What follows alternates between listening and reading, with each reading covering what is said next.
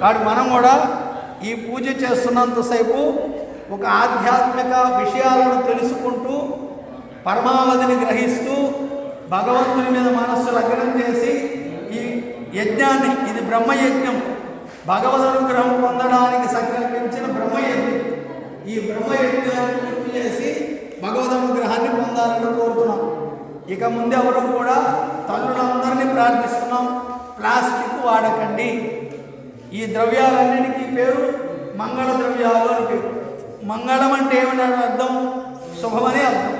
మరి ప్లాస్టిక్లో నిల్వ చేసి ప్లాస్టిక్ను వాడి ప్లాస్టిక్ని తర్వాత రోడ్డులో పడేస్తే అది భూమికి, ప్రకృతికి, శరీరానికి వేడిని, అపచారాన్ని, అనారోగ్యాన్ని కలిగిస్తున్నప్పుడు ఈ మంగళ ద్రవ్యాలని ఎలా అంటాము? మంగళం అంటే శుభమని కదా అర్థం. ఆవిడ మంగళ గౌరి కదా, మంగళ ధ్వని అని కదా మనం పెట్టుకుంటాం. మంగళ శబ్దానికి అంత విశేషమైన గొప్ప అర్థం ఉన్నప్పుడు, వీటిని మంగళ ద్రవ్యాలు అని పిలిచినప్పుడు, ఆ మంగళ సూత్రాన్ని మనం కంఠమును ధరించినప్పుడు, మరి ఇక్కడ మనం ప్లాస్టిక్ ఎలా వాడుతున్నాం?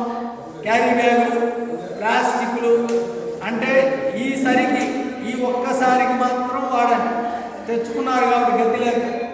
కానీ ఇంకెప్పుడైనా పొరపాటు కూడా ప్లాస్టిక్ దగ్గరకు తీసుకురాకండి పూజలో.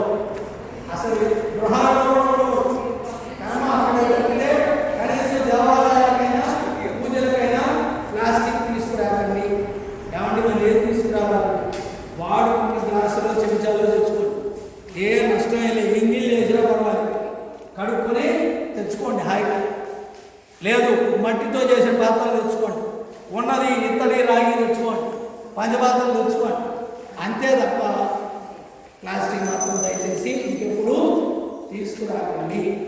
అలాగే ఈ ద్రవ్యాలను మంగళ ద్రవ్యాలు కాబట్టి వాటిని గౌరవించడం, గౌరవంగా కళ్ళకు అద్దుకోవడం, హృదయం దగ్గర చూపించడం, హృదయపూర్వకంగా భక్తిగా భగవంతుడికి సమర్పించడం అలవాటు చేసుకోవడం.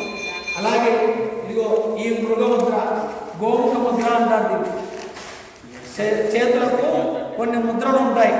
ఈ ముద్రలో కొన్ని గ్రహాలు, కొన్ని దేవతల యొక్క ప్రసన్నత చేకూరుస్తుంది. అలాగే శరీరంలో కొన్ని నాడులకు అనుసంధానమై ఉంటుంది. కాబట్టి ఇది గోముఖ ముద్ర. ఈ ముద్రలో పెట్టి చక్కగా మీరు పసుపు, కుంకుమ, అక్షతలు, పుష్పము మీరు ఇచ్చేటువంటి ఏదైనా తీసుకుని చక్కగా కళ్ళు కట్టుకుని వినయంగా రెండు చేతులతో భక్తిగా భగవంతుడికి పూజ చేయడం సమర్పించాలి. ఇది గోముఖ ముద్ర.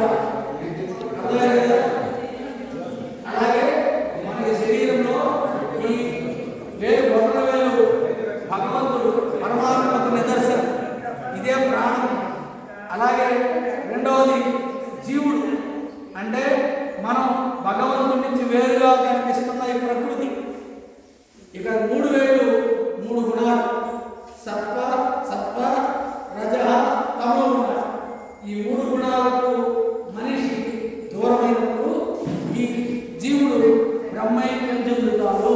ఇదే జ్ఞానముద్ర, చిన్ముద్ర, దక్షిణామూర్తి యొక్క చిన్ముద్ర. మహర్షులు ధ్యానం చేసేటప్పుడు ఏకాగ్రత పెరగడానికి